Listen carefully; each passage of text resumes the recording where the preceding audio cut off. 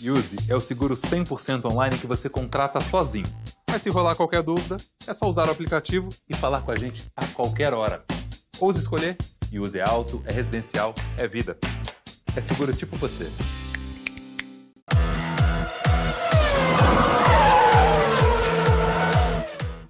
E aí pessoal, bom dia GP às 10, tudo beleza? Semana do Grande Prêmio do Brasil de Fórmula 1. Corrida que não decide nada, não tem grande importância para o campeonato, mas é claro, tem a sua importância implícita. Todo grande prêmio, toda corrida é importante, toda vitória é importante, todo ponto é importante, claro, os troféus, os resultados, eles todos entram para a história. Alguns entram com um pouco mais de peso, outros menos, né? A gente já teve grandes decisões de campeonatos no Grande Prêmio do Brasil, em Interlagos, sobretudo porque a corrida passou de alguns anos para cá para o final do calendário, e isso facilitou as coisas, né? A gente lembra de ter visto o Alonso ser campeão em Interlagos, o Raikkonen, e a grande conquista, o Button, mas a grande conquista, eu acho que a grande decisão que a gente não vai ver, dificilmente a gente vai ver algo parecido no futuro, foi aquela de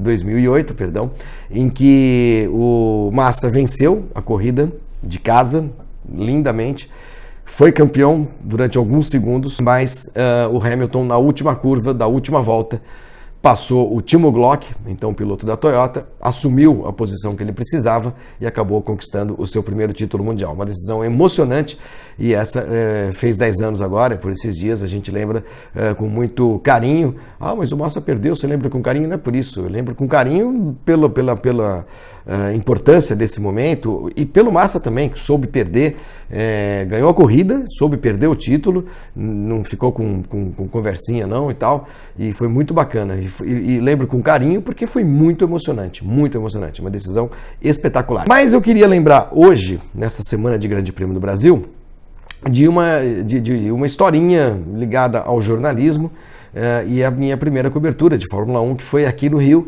em 1988, em Jacarepaguá. Já fez 30 anos, né? Porque a corrida acontecia no começo da temporada, já escrevi sobre o assunto, está lá no blog e tal.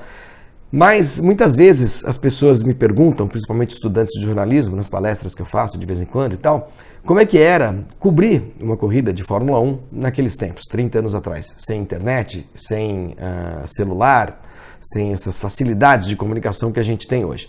E aí eu conto como é que era a transmissão de uma fotografia para a redação do jornal em São Paulo, e a molecada não acredita, né? Fala, pô, como é que vocês conseguiam trabalhar desse jeito e fazer as coisas viver desse jeito? Conseguia e funcionava direitinho. Mas eu vou aproveitar e contar para vocês.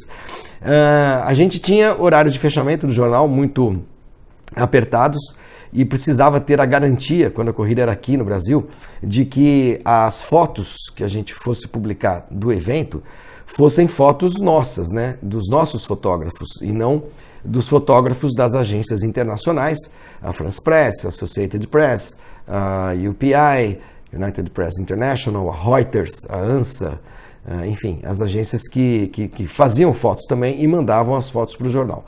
Elas chegavam um pouco mais tarde, e a gente precisava garantir também o recebimento das fotos nossas, da nossa própria produção, dos nossos fotógrafos que vinham aqui para o Rio para fazer a corrida. Então como é que a gente fazia? Porque transmitir foto naquela época não era que nem hoje, que você faz a foto de qualquer lugar ou um vídeo de qualquer lugar e você põe no ar, ao vivo, na televisão, e mandar então para alguém é a coisa mais fácil do mundo. Você manda por WhatsApp, você manda por e-mail, é a coisa mais simples, né? Porque as máquinas são digitais, tem Bluetooth, tem Wi-Fi e tudo mais, mas não.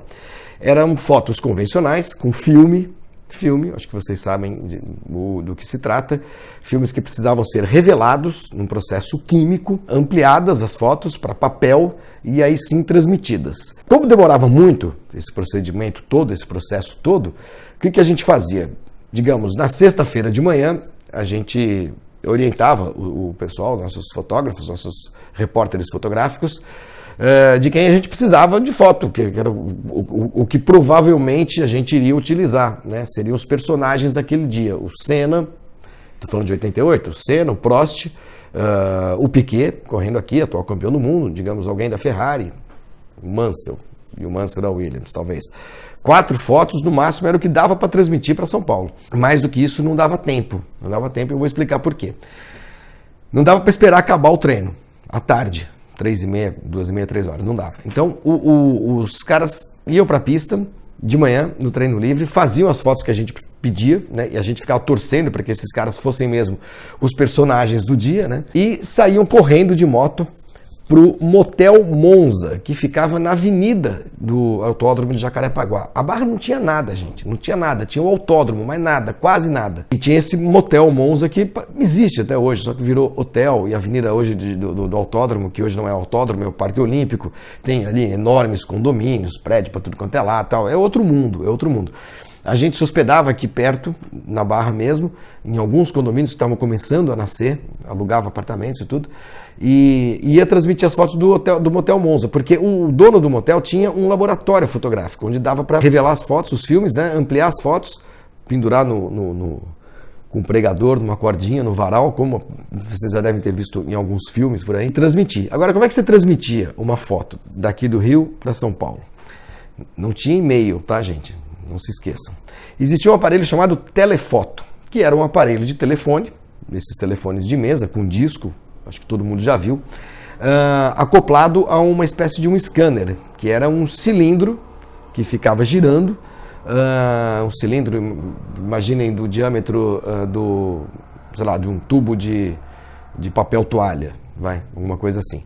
A foto era presa nesse cilindro, com fita adesiva mesmo, com durex.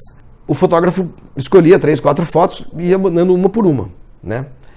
Ligava desse telefone, discava do telefone daqui do Rio para São Paulo, para a editoria de fotografia, onde um outro aparelho semelhante recebia a ligação e fazia essa conexão entre os cilindros, o scanner que mandava e aquele que iria receber a imagem em São Paulo. Esse scanner começava a girar, e um leitor de pontos pretos, cinzas e brancos, né, convertia esses pontos, esses tons de cinza, em pulsos telefônicos, que quando chegavam em São Paulo eram reconvertidos em imagem, em pontos pretos, cinzas e brancos. E depois de 20 minutos, uma foto chegava em São Paulo. Isso se a linha estivesse boa, se não houvesse nenhum ruído na ligação, porque se houvesse algum ruído na ligação, fazia assim, riscava a foto e tinha que começar tudo de novo. E era assim que a gente transmitia 3, 4 fotos no máximo. Os meninos ficavam a manhã inteira, começo da tarde, mandando as fotos para garantir, né, que a gente tivesse essas imagens da nossa própria produção para poder utilizar no jornal que iria para as bancas no dia seguinte. Eram fotos em preto e branco, não eram fotos coloridas. Colorido é muito mais complicado, um dia eu explico para vocês como é que era. E essa era a nossa grande dificuldade de cobertura, fora a transmissão de imagem, que sempre foi muito mais complicada do que a transmissão de texto, que a gente mandava por telex, né, ou por fax, muitas vezes, né, a gente escrevia à máquina, tinha aparelhos de fax, transmitia, fax já existia. Os textos não eram um grande problema, mas receber foto, mandar foto, né, e receber foto era uma certa dificuldade, havia uma certa dificuldade. As agências mandavam muitas, mas iam chegando ao longo do dia e a gente nunca sabia a hora em que elas iam chegar. E corrida aqui era ponto de honra usar, claro, as imagens feitas pelos nossos fotógrafos. Estou falando de 1988, 30 anos atrás, primeiro grande prêmio que eu cobri, trabalhando, né, que eu fui trabalhando, porque eu já havia ido a algumas corridas de Fórmula 1 antes, na condição de espectador. Historinhas do Grande Prêmio do Brasil, que a gente vai acompanhar nessa semana, com toda a equipe do Grande Prêmio, em Interlagos. Como eu disse, não é uma corrida que decide nada, mas que, claro, como todos os grandes prêmios, tem a sua importância intrínseca e a gente vai, como sempre, cobrir com muita informação, com muita opinião, com muita imagem, com muitos textos, com áudios, com vídeos, com podcasts e com tudo que vocês têm direito, tá bom? Grande abraço, a gente volta amanhã com mais um GP às 10. Valeu, tchau, tchau.